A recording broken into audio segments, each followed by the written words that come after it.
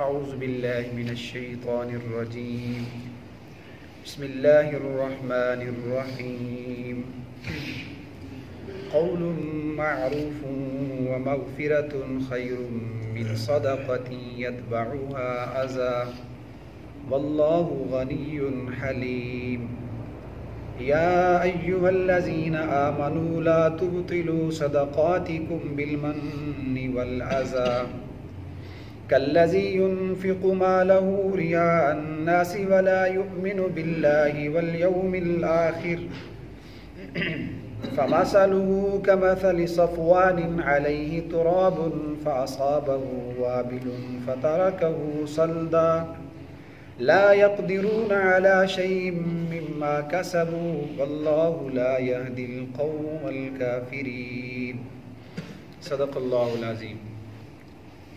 تیسرا سپارہ ہے سورۃ البقرہ، آیت نمبر 263 اور آیت نمبر 264 کی تلاوت کی ہے۔ ان دو آیتوں کا ترجمہ یہ ہے، قول معروف و مغفرہ، بھلائی کی بات کر دینا اور درگزر کر دینا، یہ اس صدقہ سے بہتر ہے یتبعها اذی، جس کے پیچھے اذیت اور تکلیف ہو۔ واللہ غنی حلیم، اور اللہ تعالیٰ بے پرواہ ہیں اور بڑے برداشت کرنے والے ہیں۔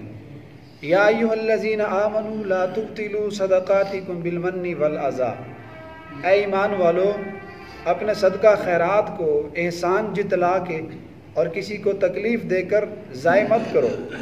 کالذی ينفق مالہ، اس شخص کی طرح کہ جو اپنا مال خرچ کرتا ہے ریا الناس، لوگوں کو دکھلاوے کے لیے، ولا یؤمن باللہ والیوم الآخر، اور نہ تو اللہ پر اس کا ایمان ہے نہ آخرت کے دن پر۔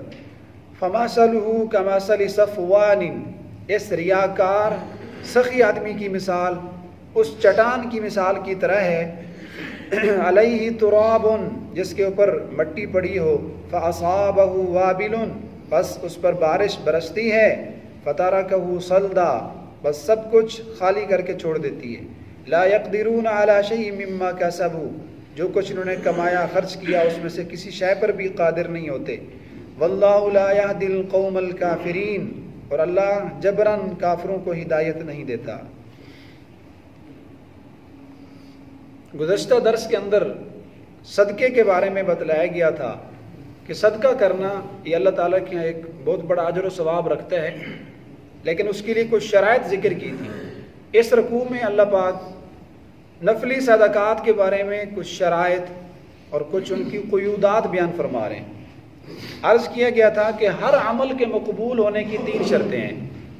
نمبر 1 ایمان ہونا چاہیے، نمبر 2 اخلاص، نمبر 3 وہ کام اتباع سنت کے مطابق ہو، اور اس کے بعد ہر کام کی علیحدہ طور پہ کچھ مستحب اور واجبی شرائط ہوتی ہیں۔ تو صدقہ جو اللہ تعالیٰ کے ایک بہت بڑا مقام رکھتا ہے، اگر اس کو ان شرائط کو ملحوظ خاطر رکھتے ہوئے ادا کیا جائے تو اللہ تعالیٰ کے یہاں بہت بڑی مغفرت اور بہت بڑے ڈھیروں خزانے ہیں۔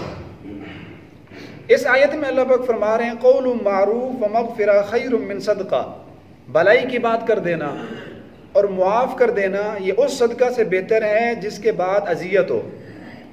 صدقے کے اندر 2 واجبی شرائط ہیں۔ پہلی شرط یہ ہے کہ صدقہ اس انداز میں کریں کسی کو اذیت نہ ہو۔ یہ میں نے کل کے درس میں بتلایا تھا کہ اگر خفیہ طور پہ نفلی صدقہ دیا جائے تو یہ بہت زیادہ بہتر ہے۔ ویسے صدقات اعلانیہ بھی دے سکتے ہیں، سرن بھی دے سکتے ہیں، دونوں طرح جائز ہے، اس شرط کے ساتھ کہ محض اللہ کی رضا مقصود ہو۔ لیکن نفلی صدقات کے بارے میں زیادہ بہتر یہ ہے کہ وہ خفیہ طور پہ دیے جائیں، اعلانیہ نہ ہوں۔ ایک حدیث پاک میں حضور علیہ السلام نے فرمایا، قیامت والے دن جب کسی چیز کا سایہ نہیں ہوگا سوائے اللہ کے عرش کے سایہ کے، تو اس وقت اللہ تعالیٰ 7 آدمیوں کو اپنا خاص رحمت کا سایہ نصیب فرمائیں گے۔ ایک ان میں سے وہ سخی آدمی بھی ہوگا جو اپنے دائیں ہاتھ سے صدقہ کرتا ہے اور بائیں کو پتہ نہیں ہوتا، خفیہ طور پہ دیتا ہے۔ تو چھپا کر صدقہ دینا، نفلی صدقہ جس میں سائل کو کوئی تکلیف نہ ہو، یہ زیادہ بہتر ہے۔ اور دوسری بنیادی شرط جو صدقہ دینے میں ہے وہ یہ ہے کہ اس میں من نہ ہو، احسان نہ جتلوایا جائے۔ جس کو ہم نے دیا اس کے اوپر کل کو سال بعد 2 سال بعد احسان نہ جتلائیں کہ فلاں موقع پہ ہم نے تجھے یہ چیز دی تھی. اچھا خاص طور پہ ایسا ہوتا ہے کہ جن کی آدمی پرورش کرتا ہے نا، تربیت کرتا ہے بچپن میں، تو بسا اوقات ایسا ہو جاتا ہے، بلکہ آج کل تو بہت دفعہ ایسا ہوتا ہے، انسان جن کی بچپن میں تربیت کرتا ہے، ان کی پرورش کرتا ہے، تو وہی لوگ بڑے ہو کر اس کے مخالف بن جاتے ہیں، اس کا احسان مند نہیں رہتے.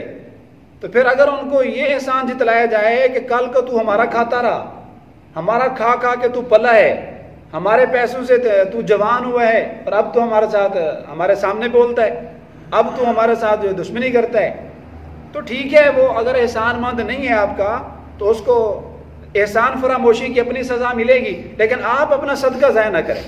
آپ نے اگر اس کے اوپر خرچ کیا ہے تو ایک دو جملے کہہ کے اپنے صدقات کو باطل و ضائع مت کریں. تو کسی بھی موڑ پر آپ نے کسی پر اگر خرچ کیا ہے تو کبھی زندگی میں اس کو یاد نہ دلائیں، ورنہ آپ کا دیا ہوا صدقہ تباہ و برباد ہو جائے گا، ذرا برابر بھی اس میں نفع نہیں ملے گا. اور دوسری شرط، اس میں اذیت نہ ہو. جیسا کہ میں نے عرض کیا تھا کہ لوگ اگر کبھی اللہ ان کو توفیق دے بھی دے کسی غریب سائل مسکین کو دینے کی، تو پھر اس کے فوٹو بنا لیتے ہیں، اس کو میڈیا پہ لگا دیتے ہیں، تو کتنی بڑی اذیت ہے. انسان اپنے بارے میں یہ کبھی نہیں برداشت کرتا کہ میں کبھی اگر میں مسکین ہو جاؤں، غریب ہو جاؤں اور مجھے مانگنے کی نوبت آئے تو پھر لوگ میری تصویریں بنائیں، سیلفیاں بنائیں، سوشل میڈیا پہ ڈال کے مجھے اذیت پہنچائیں. دیکھیں کامل مسلمان وہ ہے جو دوسروں کے بارے میں وہی جذبات رکھے جو اس کے اپنے بارے میں ہیں. تو جب ہم اپنے بارے میں یہ نہیں برداشت کرتے کہ ہماری تشہیر ہو، ہماری غربت کا مذاق اڑایا جائے، تو دوسروں کے بارے میں یہ جذبات ہونے چاہیے. تو صدقے کی دو بنیادی شرطیں یہ ہیں کہ اس میں احسان نہ جتلوایا جائے اور اس کے ساتھ اذیت نہ ہو. تو یہ صدقہ اللہ کے ہاں بڑا اجر و ثواب رکھتا ہے. ایک حدیث پاک میں حضور علیہ السلام نے فرمایا اتقوا النار ولو بشق تمرۃ، کہ جہنم سے بچو اگرچہ کھجور کا ایک دانہ کیوں نہ دو. ایک کھجور کا دانہ جو اللہ کے راستے میں صدقہ دیا جائے اخلاص کے ساتھ، یہ پوری جہنم کو بجھانے کے لیے کافی ہے. اتقوا النار ولو بشق تمرۃ. اور حدیث پاک میں آتا ہے حضور علیہ السلام نے فرمایا کہ جو آدمی اللہ کی رضا کے لیے، اس میں دکھلاوا نہ ہو، اللہ کے راستے میں ایک درہم یا ایک روپیہ صدقہ کرتا ہے، تو اللہ اس اخلاص سے دیے ہوئے صدقے کو یتقبلها بیمینہ، اللہ اس کو اپنے دائیں ہاتھ سے قبول فرماتے ہیں. یہ ایک اعزاز ہے کہ انسان کوئی چیز لیتے دیتے وقت اپنا دائیں ہاتھ استعمال فرمائے. اللہ تعالیٰ اپنے ہاتھ سے تو پاک ہیں، اللہ تعالیٰ کا جسم نہیں ہے، لیکن ایک تشبیہ، ایک تمثیل ہے سمجھانے کے لیے کہ جیسے دنیا میں کوئی آدمی دائیں ہاتھ سے چیز پکڑ رہا ہو بڑے اعزاز احترام کے ساتھ، تو تمہارا یہ صدقہ اللہ کے دائیں ہاتھ میں جاتا ہے، اور اللہ تعالیٰ یربی ہی، تمہارے اس ایک درہم کو، کھجور کے ایک دانے کو اللہ بڑھاتا رہتا ہے، اس کی اس طرح تربیت کرتے ہیں، اس میں نشو نما کرتے ہیں. فرمایا کما یربی احدکم فلوا، جیسے کہ تم میں سے کوئی ایک آدمی دنیا کے اندر گھوڑے کے ایک چھوٹے بچے کو پالتا ہے، پھر اس کی تربیت کرتا ہے حتیٰ کہ وہ بڑا جوان ہو جاتا ہے. تو یہ آدمی جو اللہ کے راستے میں ایک درہم ایک کھجور دے رہا ہے، اللہ اس کے صدقے کو ایسے مسلسل بڑھا رہا ہے. اور قیامت کے دن جب اللہ کے سامنے جائے گا تو احد پہاڑ کے برابر اس کو ثواب نظر آئے گا، اور پوچھے گا یا اللہ اتنا ثواب میں نے تو زندگی میں کبھی نہیں کیا. تو اس کو بتلایا جائے گا کہ یہ وہ کھجور ہے، اس کھجور کا ثواب ہے، یا اس درہم کا ایک ثواب ہے جو آپ نے اللہ کی رضا کے لیے دیا، اور اللہ پاک اس کو بڑھاتے رہے. حضرت موسیٰ علیہ السلام کے دور کا ایک واقعہ مجھے یاد آ رہا ہے کہ ان کے دور میں ایک دھوبی تھا، وہ لوگوں کے کپڑے دھوتا تھا، لیکن اس کی ایک عادت تھی کہ وہ کپڑے جلدی واپس نہیں کرتا تھا. جس کا سوٹ اس کے پاس دھلوانے کے لیے آیا تو اس کو خود پہنتا تھا، ہفتہ 10 دن اس کو پہن لیا، اور ایسے خواہ مخواہ ان کو ٹالتا رہا کہ ابھی دھلے نہیں ہیں، ابھی استری نہیں ہوئے، بعد میں لے جانا. لوگ اس سے بڑے تنگ تھے. انہوں نے وقت کے نبی جناب موسیٰ علیہ السلام سے شکایت کی کہ ہم اس دھوبی سے بہت تنگ ہیں، یہ کپڑے وقت پہ واپس نہیں کرتا. اب یہ جو پیشہ ور لوگ ہوتے ہیں، میں پہلے بھی کئی دفعہ عرض کر چکا ہوں، ان کو بڑی احتیاط کرنی چاہیے، ان کے بارے میں بڑی واحدات ہیں. یہ جو پیشہ ور لوگ جو لوگوں سے آرڈر پہ کام لیتے ہیں، پھر ان کو انہوں نے واپس کرنا ہوتا ہے خاص مدت میں. اگر یہ لوگ آرڈر سے زیادہ اپنی طاقت سے زیادہ کام لیتے ہیں اور لوگوں کو تکلیف دیتے ہیں، چیزیں موقع پہ مہیا نہیں کرتے، تو ان کے لیے بڑی وعید ہے. حضور علیہ السلام نے فرمایا اکذب الناس السباغون السواغون، سب سے بڑا جھوٹا حضور نے فرمایا رنگ ریز ہے، جو کپڑے دوپٹے ان چیزوں کو رنگ کرتا ہے لیکن لوگوں کو ٹائم پہ نہیں دیتا. اب یہ تو اس بندے سے پوچھے نا جس کی شادی تھی، اس کی تاریخ طے تھی، اس نے دوپٹہ جو ہے رنگ کرنے کے لیے کسی خاتون نے بھیجا اور اس دکاندار نے موقع پہ وہ کپڑے واپس نہیں کیے، تو ان کے لیے کتنی اذیت ہوگی۔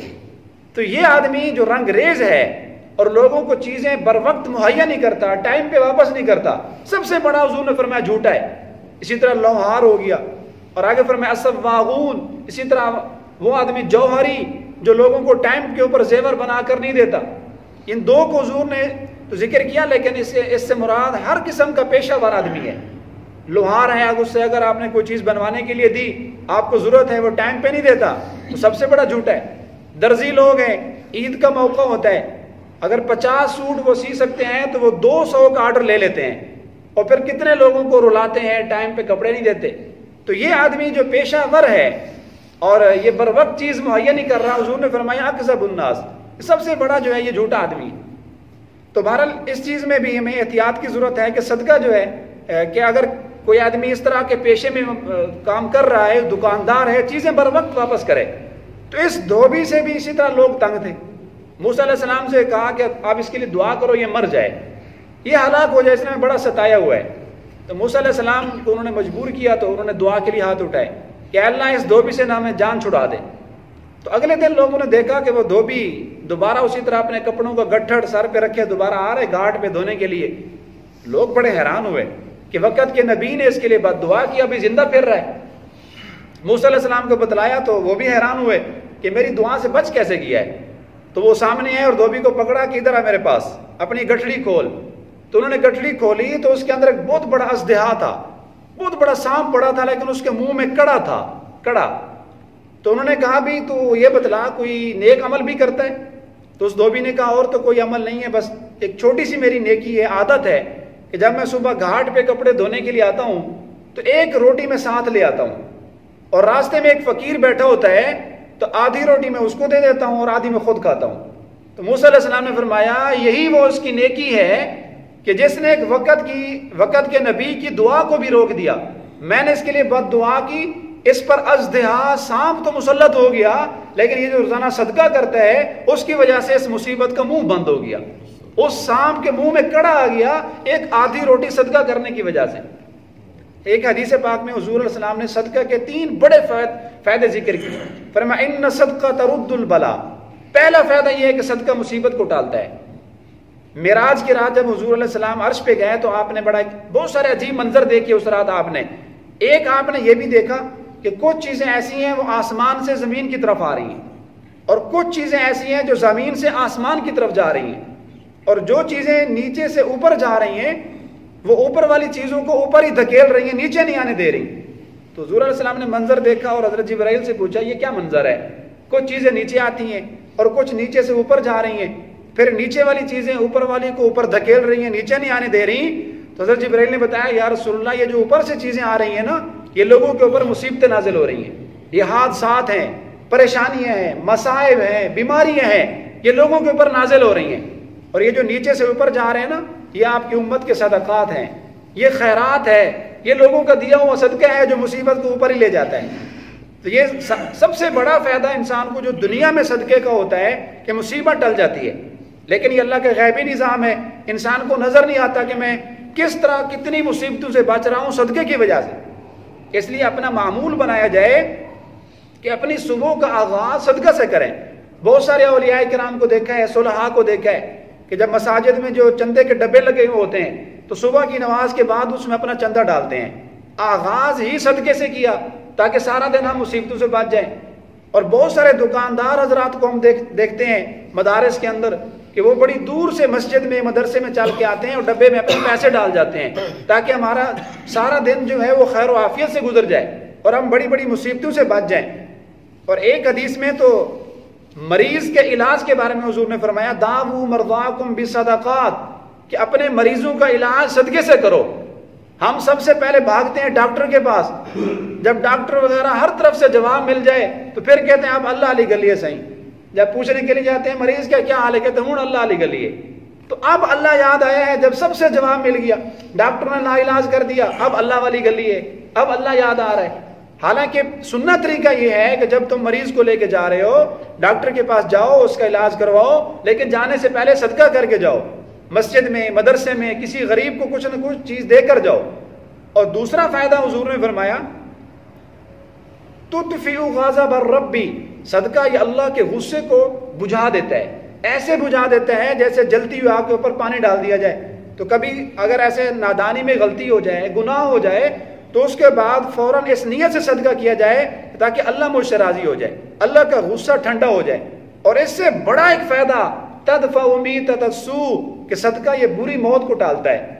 ہر انسان کی سب سے بڑی خواہش یہ ہے، آپ کی اور میری بھی یہی خواہش ہے، بلکہ بعض بزرگوں سے بھی سنا ہے کہ جب وہ کسی سے دعائیں کرواتے تو ان سے کہتے کہ ہمارے اچھے خاتمے کی دعا کر دو۔ سب سے بڑی دعا یہ ہے کہ آپ کو اور میرا خاتمہ ایمان پر ہو جائے۔ تو یہ صدقہ بری موت کو ٹالتا ہے، صدقہ کرنے سے خاتمہ ایمان پر ہوگا، اللہ کا غصہ ٹھنڈا ہوگا۔ لیکن شرط یہ ہے کہ اس صدقے کے ساتھ اللہ پاک نے جو شرائط رکھی ہیں ان شرائط کو بجا لایا جائے، اور کسی پر احسان بھی نہ ہو اور کسی کو اس میں تکلیف بھی نہ ہو۔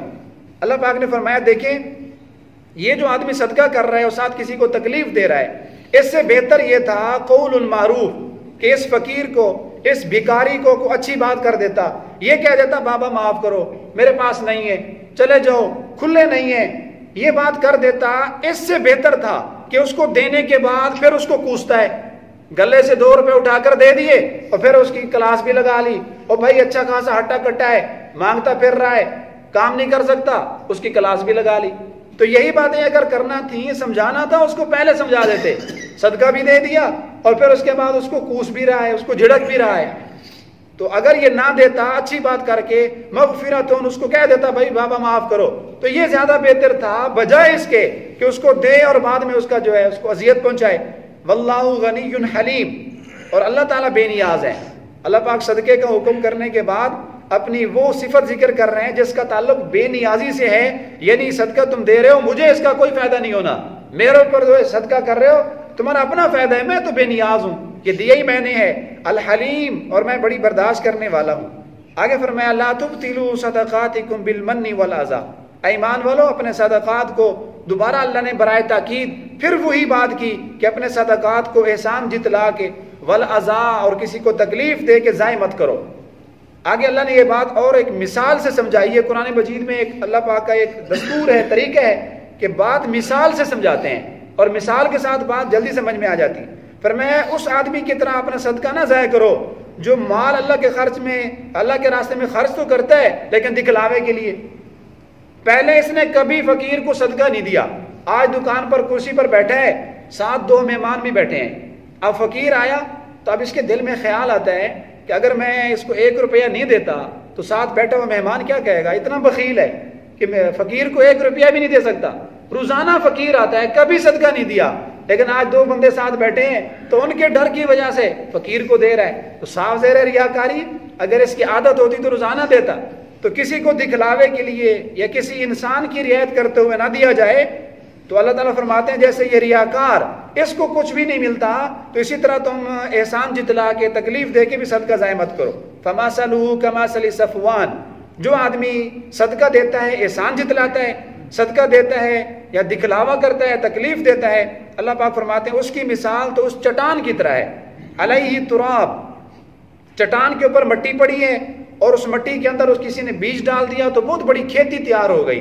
فَأَصَابَهُ وَابِلٌ، اور اسی طرح آسمان سے بارش نازل ہوئی اور آندھی چلی تو وہ ساری کی ساری جو مٹی تھی وہ پگھل کر وہ بہہ گئی، اور بالکل مٹی نہ باقی رہی نہ فصل باقی رہی۔